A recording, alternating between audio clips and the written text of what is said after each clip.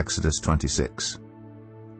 Make the tabernacle with 10 curtains of finely twisted linen and blue, purple, and scarlet yarn, with cherubim woven into them by a skilled worker. All the curtains are to be the same size, 28 cubits long and 4 cubits wide. Join 5 of the curtains together, and do the same with the other 5. Make loops of blue material along the edge of the end curtain in one set, and do the same with the end curtain in the other set.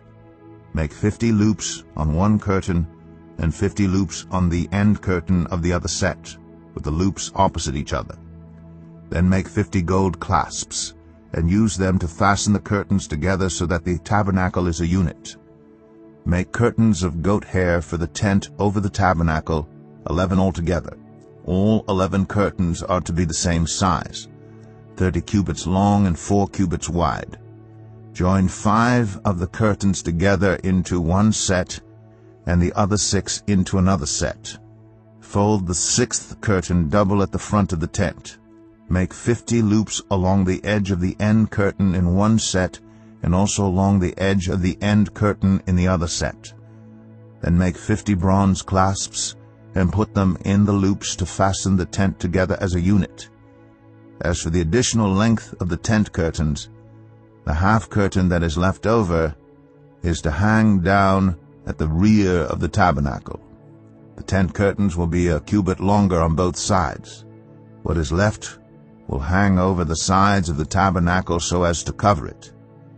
Make for the tent a covering of ram skins dyed red, and over that a covering of the other durable leather. Make upright frames of acacia wood for the tabernacle. Each frame is to be 10 cubits long and a cubit and a half wide, with 2 projections set parallel to each other. Make all the frames of the tabernacle in this way. Make 20 frames for the south side of the tabernacle, and make 40 silver bases to go under them, 2 bases for each frame, 1 under each projection. For the other side, the north side of the tabernacle, make 20 frames, and 40 silver bases, 2 under each frame. Make 6 frames for the far end, that is, the west end of the tabernacle, and make 2 frames for the corners at the far end. At these 2 corners they must be double from the bottom all the way to the top and fitted into a single ring. Both shall be like that. So there will be 8 frames and 16 silver bases, 2 under each frame.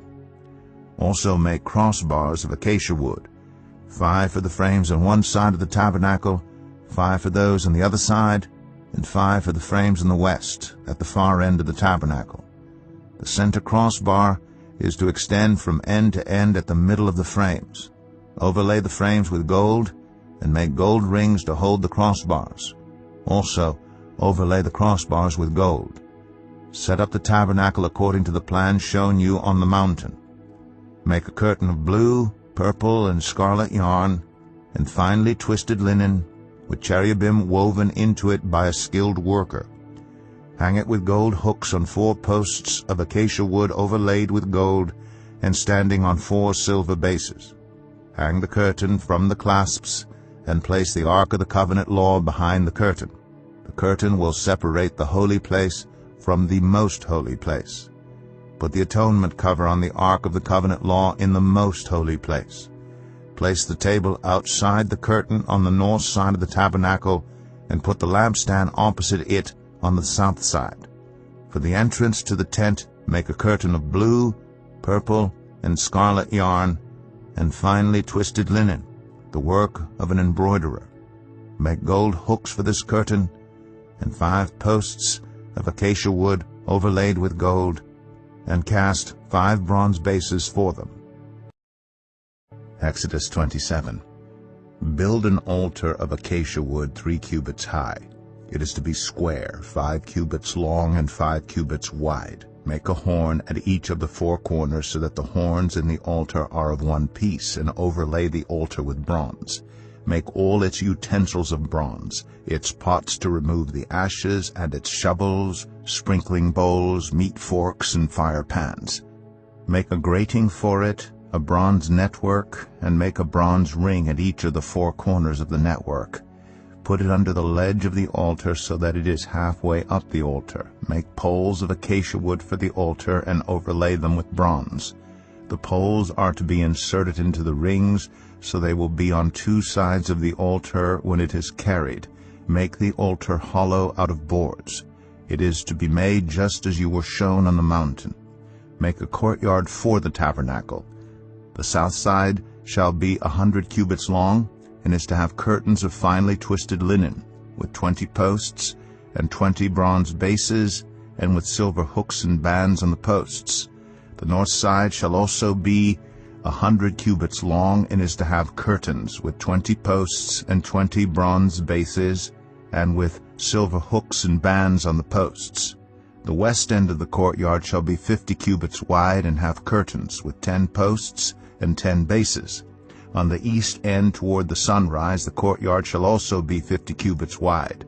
Curtains 15 cubits long are to be on one side of the entrance, with 3 posts and 3 bases, and curtains 15 cubits long are to be on the other side, with 3 posts and 3 bases. For the entrance to the courtyard, provide a curtain 20 cubits long of blue, purple, and scarlet yarn, and finely twisted linen, the work of an embroiderer, with 4 posts and 4 bases. All the posts around the courtyard are to have silver bands and hooks and bronze bases. The courtyard shall be 100 cubits long and 50 cubits wide, with curtains of finely twisted linen 5 cubits high, and with bronze bases. All the other articles used in the service of the tabernacle, whatever their function, including all the tent pegs for it, and those for the courtyard, are to be of bronze. Command the Israelites to bring you clear oil of pressed olives for the light, so that the lamps may be kept burning.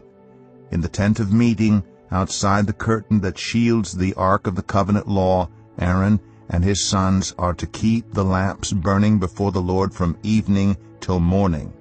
This is to be a lasting ordinance among the Israelites for the generations to come. Exodus 28. Have Aaron your brother brought to you from among the Israelites, along with his sons, Nadab and Abihu, Eleazar and Ithamar, so they may serve me as priests. Make sacred garments for your brother Aaron, to give him dignity and honor. Tell all the skilled workers to whom I have given wisdom in such matters that they are to make garments for Aaron for his consecration, so he may serve me as priest. These are the garments they are to make: a breastpiece, an ephod, a robe, a woven tunic, a turban, and a sash. They are to make these sacred garments for your brother Aaron and his sons, so they may serve me as priests.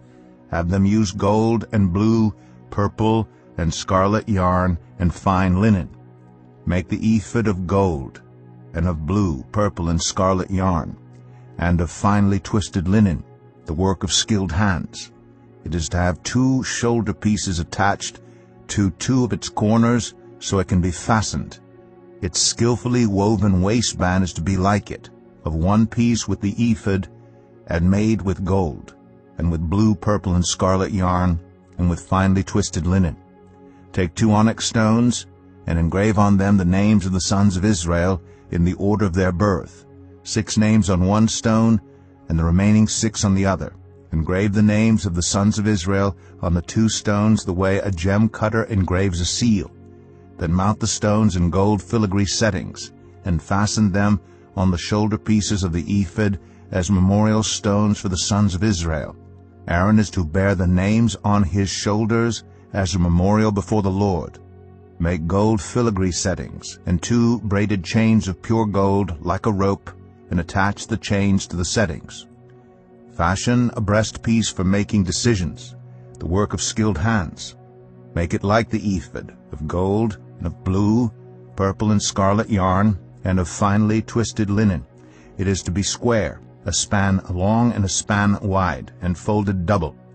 Then mount 4 rows of precious stones on it. The first row shall be carnelian, chrysolite, and beryl. The second row shall be turquoise, lapis lazuli, and emerald. The third row shall be jacinth, agate, and amethyst. The fourth row shall be topaz, onyx, and jasper. Mount them in gold filigree settings. There are to be 12 stones, one for each of the names of the sons of Israel, each engraved like a seal with the name of one of the 12 tribes. For the breastpiece, make braided chains of pure gold, like a rope. Make 2 gold rings for it, and fasten them to 2 corners of the breastpiece.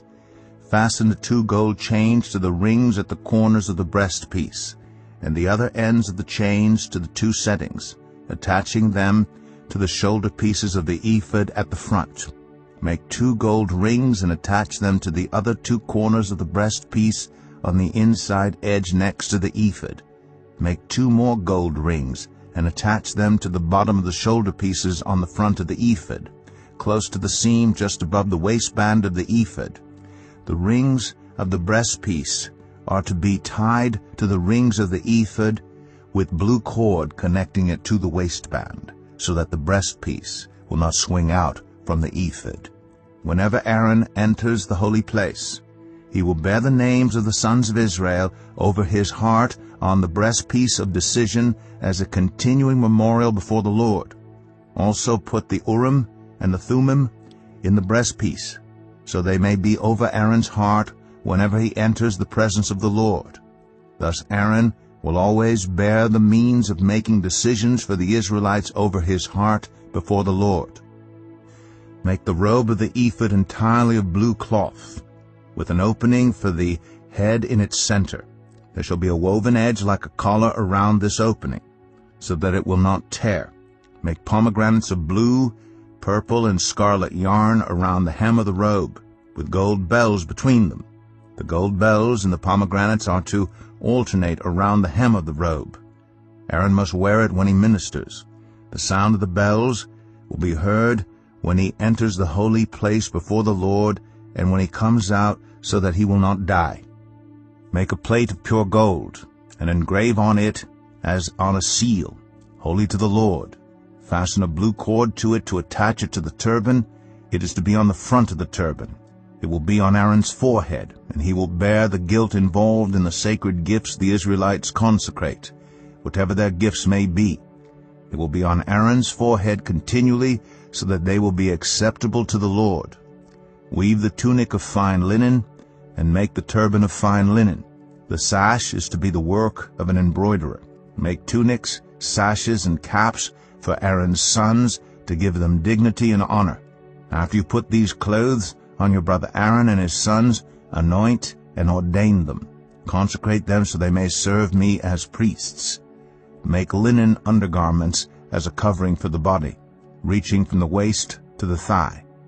Aaron and his sons must wear them whenever they enter the tent of meeting or approach the altar to minister in the holy place, so that they will not incur guilt and die. This is to be a lasting ordinance for Aaron and his descendants. Matthew 21. As they approached Jerusalem and came to Bethphage on the Mount of Olives, Jesus sent 2 disciples, saying to them, "Go to the village ahead of you, and at once you will find a donkey tied there, with her colt by her. Untie them and bring them to me. If anyone says anything to you, say that the Lord needs them, and he will send them right away." This took place to fulfill what was spoken through the prophet. "Say to daughter Zion, see, your king comes to you, gentle and riding on a donkey, and on a colt, the foal of a donkey." The disciples went and did as Jesus had instructed them. They brought the donkey and the colt and placed their cloaks on them for Jesus to sit on. A very large crowd spread their cloaks on the road, while others cut branches from the trees and spread them on the road. The crowds that went ahead of him and those that followed shouted, "Hosanna to the Son of David! Blessed is he who comes in the name of the Lord! Hosanna in the highest heaven!" When Jesus entered Jerusalem, the whole city was stirred and asked, "Who is this?" The crowds answered, "This is Jesus, the prophet from Nazareth in Galilee." Jesus entered the temple courts and drove out all who were buying and selling there. He overturned the tables of the money changers and the benches of those selling doves. "It is written," he said to them, "My house will be called a house of prayer, but you are making it a den of robbers." The blind and the lame came to him at the temple, and he healed them. But when the chief priests and the teachers of the law saw the wonderful things he did, and the children shouting in the temple courts, "Hosanna to the Son of David," they were indignant. "Do you hear what these children are saying?" they asked him. "Yes," replied Jesus. "Have you never read, 'From the lips of children and infants you, Lord, have called forth your praise'?" And he left them and went out of the city to Bethany, where he spent the night. Early in the morning, as Jesus was on his way back to the city, he was hungry. Seeing a fig tree by the road, he went up to it, but found nothing on it except leaves. Then he said to it, "May you never bear fruit again." Immediately the tree withered. When the disciples saw this, they were amazed. "How did the fig tree wither so quickly?" they asked. Jesus replied, "Truly I tell you, if you have faith and do not doubt, not only can you do what was done to the fig tree, but also you can say to this mountain, 'Go, throw yourself into the sea,' and it will be done. If you believe, you will receive whatever you ask for in prayer." Jesus entered the temple courts, and while he was teaching, the chief priests and the elders of the people came to him. "By what authority are you doing these things?" they asked. "And who gave you this authority?" Jesus replied, "I will also ask you one question. If you answer me, I will tell you by what authority I am doing these things. John's baptism, where did it come from? Was it from heaven or of human origin?" They discussed it among themselves and said, "If we say from heaven," he will ask, "then why didn't you believe him? But if we say of human origin, we are afraid of the people, for they all hold that John was a prophet." So they answered Jesus, "We don't know." Then he said, "Neither will I tell you by what authority I am doing these things." What do you think? There was a man who had 2 sons. He went to the first and said, "Son, go and work today in the vineyard." "I will not," he answered. But later he changed his mind and went. Then the father went to the other son and said the same thing. He answered, "I will, sir." But he did not go. Which of the 2 did what his father wanted? "The first," they answered. Jesus said to them, "Truly I tell you, the tax collectors and the prostitutes are entering the kingdom of God ahead of you. For John came to you to show you the way of righteousness, and you did not believe him. But the tax collectors and the prostitutes did. And even after you saw this, you did not repent and believe him." Listen to another parable. There was a landowner who planted a vineyard. He put a wall around it, dug a winepress in it, and built a watchtower. Then he rented the vineyard to some farmers and moved to another place. When the harvest time approached, he sent his servants to the tenants to collect his fruit. The tenants seized his servants. They beat one, killed another, and stoned a third. Then he sent other servants to them, more than the first time, and the tenants treated them the same way. Last of all, he sent his son to them. "They will respect my son," he said. But when the tenants saw the son, they said to each other, "This is the heir. Come, let's kill him and take his inheritance." So they took him and threw him out of the vineyard and killed him. Therefore, when the owner of the vineyard comes, what will he do to those tenants?" "He will bring those wretches to a wretched end," they replied. "And he will rent the vineyard to other tenants, who will give him his share of the crop at harvest time." Jesus said to them, "Have you never read in the Scriptures, 'The stone the builders rejected has become the cornerstone. The Lord has done this, and it is marvelous in our eyes.' Therefore I tell you that the kingdom of God will be taken away from you and given to a people who will produce its fruit. Anyone who falls on this stone will be broken to pieces. Anyone on whom it falls will be crushed." When the chief priests and the Pharisees heard Jesus' parables, they knew he was talking about them. They looked for a way to arrest him, but they were afraid of the crowd because the people held that he was a prophet.